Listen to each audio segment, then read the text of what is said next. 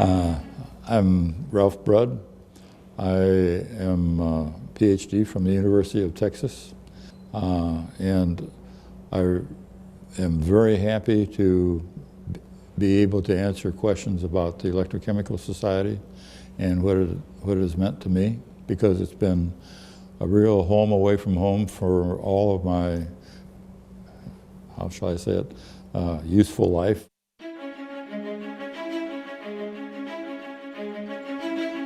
Well, it really starts, I'd say, in grade school,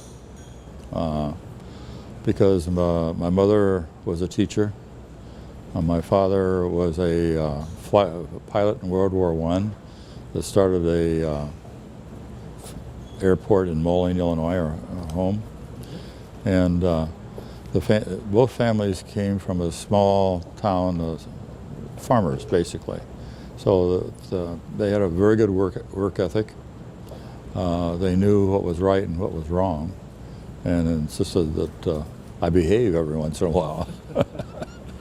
So I'd have to say it started way back then, because everything I did from grade school on, I probably decided to be a chemist in junior high school. But at home, I had a small chemistry set. At that time, you could buy sets that would have acid and all kinds of stuff in it. And you could do experiments just like you do in laboratories today. And I got that for one Christmas early on. Probably I was 7 or 8 years old at the time. And I just kept, we eventually I had a little lab bench. I had a cabinet that kept all the stuff in it. And my favorite activity was really to make a big bang, so to speak.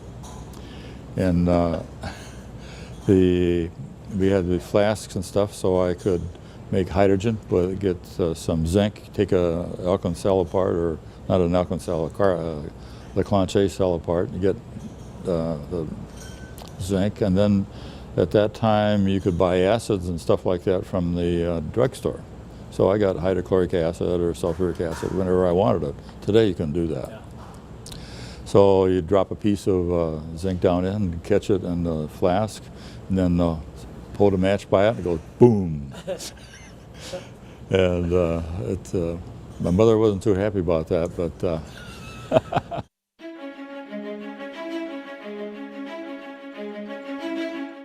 in Augustana it's a very solid liberal arts college, and even though it's a school sponsored by the Lutheran Church, they're open to everybody that comes along. But they had some really dedicated teachers. It was just a fun place to go. And so you obviously had a lot of success in your academics at Augustana. And so what next? Well, I got to Texas through Erickson, who was the head of the department.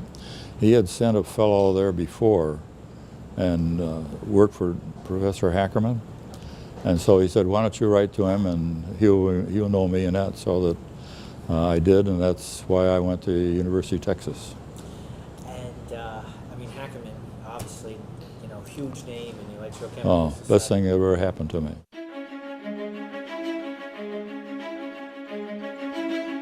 Well, I got a job at the university at Washington, D.C. at what is now NIST, the Bureau of Standards it was called at the time. And it was populated with all kinds of people.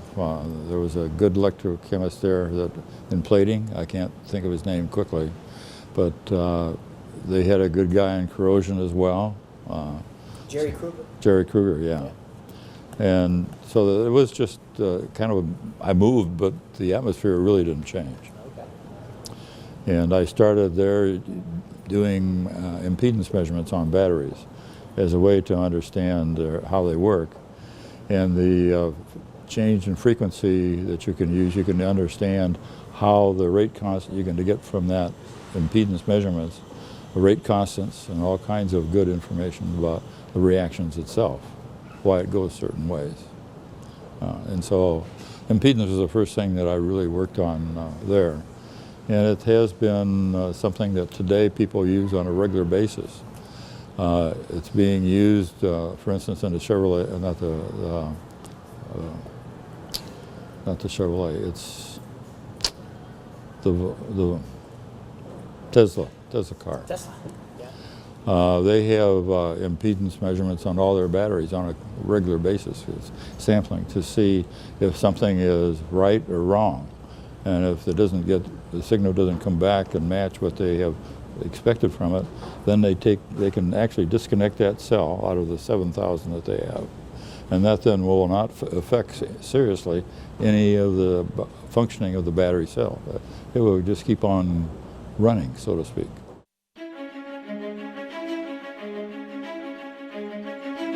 Impedance at that time, it's not really been fully recognized, I don't think, but you could get the rate constant for the reactions, get the exchange current, the fundamental reaction rate for the current.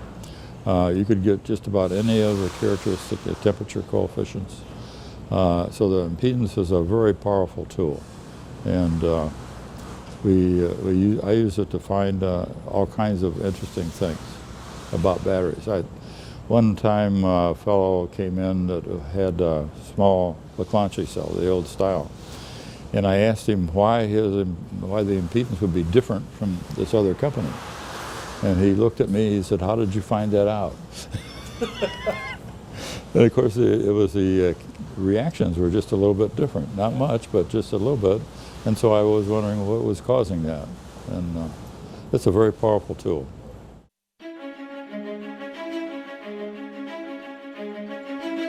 I went to Dallas, Texas, Lincoln Cobalt aircraft company. And after I got there, I found out they were going to make a bid for the lunar lander, the lunar excursion vehicle. And they needed somebody that could help them with fuel cells. So I did that. And unfortunately, the choice we made in fuel cells wasn't right. They really chose the alkaline fuel cell rather than our fuel cell. So that ended when, so I had to find another job. And I went to Union Carbide where I stayed for 15, 17 years. And there I started actually doing impedance and things like that. And then I was a group leader and stuff like that.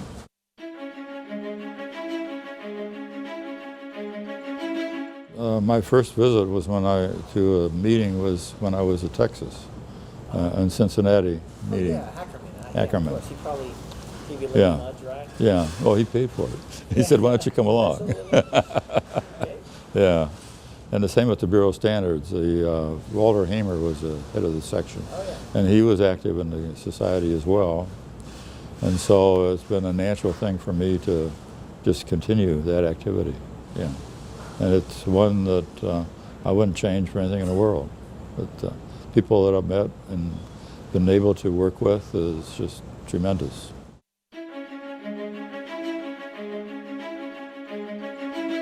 Yeah, I don't like to think about that. Because everything has been so enjoyable, all the people that I've met and worked with. And also being able to come to the meeting and catch up on what's new. I've always enjoyed being, at least understanding where things are going and why they're going that way. And when you come along with a lithium-ion battery, I was around when they first started, that sort of thing. So it's been a fun time. And it's always been the way that I could learn more about what was going on and particularly see applications. I mean, you really don't want to make a battery if you can't sell it.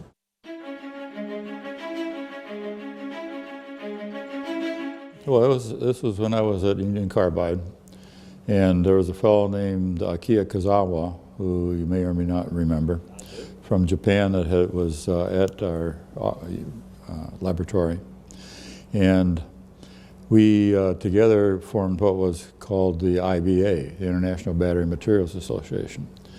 And so we decided we'd like to have a meeting, and so he got people from Sanyo and Japan to be an international meeting to come over to the U.S. And we had probably 200 people total with our laboratory and the Case Western Reserve and other people that were around. And Sanyo gave a talk on lithium manganese dioxide primary batteries. That was the first public really recognition that there were lithium batteries around. And when was this? This was like 1954, 53, 54 time frame. It was very, I was just astounded. I mean, we were thinking about working on them, and we had picked out a couple of systems that we were going to try to develop into a commercial product. And here these guys come along with a little coin cell, and here it is, you know, you guys, you're just a little slow. And so what did you do, or how did Union Carbide react to that? Well, they said, that's very good. Right now, it's not going to make a big difference to us because the number of batteries that you're going to sell are not going to affect us probably for at least 5-10 years. Because it takes time to, and once you introduce something, people don't jump on it and buy it all right away. And it was used in Japan for fishing floats. That was one of the big things. It's a light battery, so the regular alkaline cells and such are pretty heavy, and so you put it in, it would sink, it wouldn't float. But with the lithium battery being light and everything, it could float and you could fish at night. Yeah, so that's how that one got started anyway. It, of course, outgrew the limitations very quickly. Mm-hmm. Yeah. But no, it was just, that was a fun time. Yeah, that's where I translated the book. Karl Kordisch was from Germany, and he was good friends with Varta, and Bode had battery on lead acid batteries, textbook basically.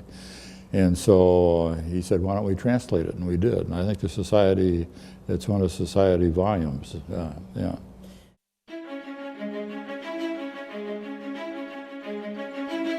One of our great programs for success was this meeting in Hawaii. Yeah. And you were the stimulus of that. Yes. And who was the Japanese counterpart? Akira Kazawa. Oh, it was Kazawa. Okay. Yeah. So he suggested that they might be interested. I think he knew that they would be interested. And so he and I went over to a meeting in, it wasn't Tokyo, it was in Osaka. Mm-hmm. No, I'm sorry, Kyoto, where the old, all the leaders used to stay, you know. But, and so we met with the guys that were head of their society, and we agreed that we would have a joint meeting if the Electrochemical Society could agree to it. And Hawaii was chosen because they would like to go to Hawaii, and it would be something that is in the U.S. Venue, so to speak. And it's really a nice place to go, and you enjoy life there too, even though you have to work during the daytime.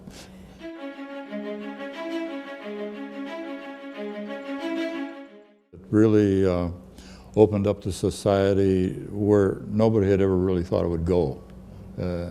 And to begin to say, look, we need to be a world organization. We travel, we go to these other places, to meetings and such, so that we need to begin to interact with these groups and to understand what they're doing, just as they would like to understand what we're doing. And so that's really how that came, as a mutual honoring, so to speak, of each other's work and their societies. And it's been, I think, I like to think of it as being a keynote for the way the society is operating today.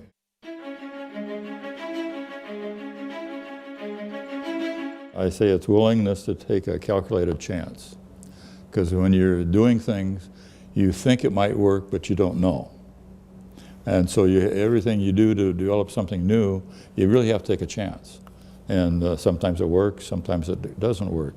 But you learn from that to take good chances. You begin to see what would give you difficulties. You begin to analyze the areas where it didn't work like you think it would work.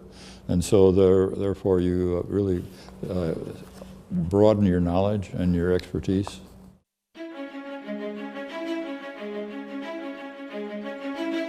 I think the one thing that I have always enjoyed is that the ability to develop new processes and new technologies has been lots of fun. Really started in Hackerman, and I'd have to say he was my mentor for the Electrochemical Society, because it was very near and dear to his heart. It was something that he really enjoyed doing and thought that it had to happen one way or another.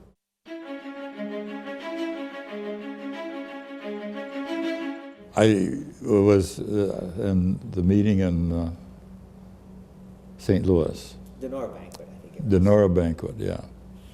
And I wanted to go, but I didn't have a suit and I didn't want to rent one.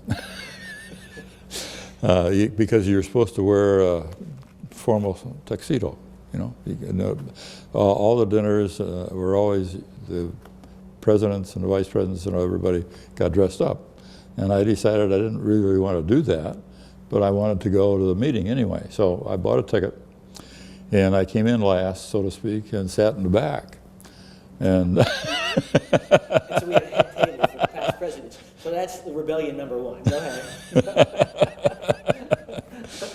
And then I got called off by, he's in Texas now.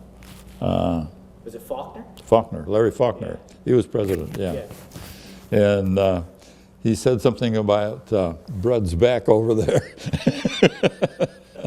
And it made it very obvious that I had not worn a tuxedo. And it turns out that the rest of the presidents and the vice presidents and past presidents decided, you know, I don't really want to wear a tuxedo either. So that ended this formal dinner at the society meetings. It was done.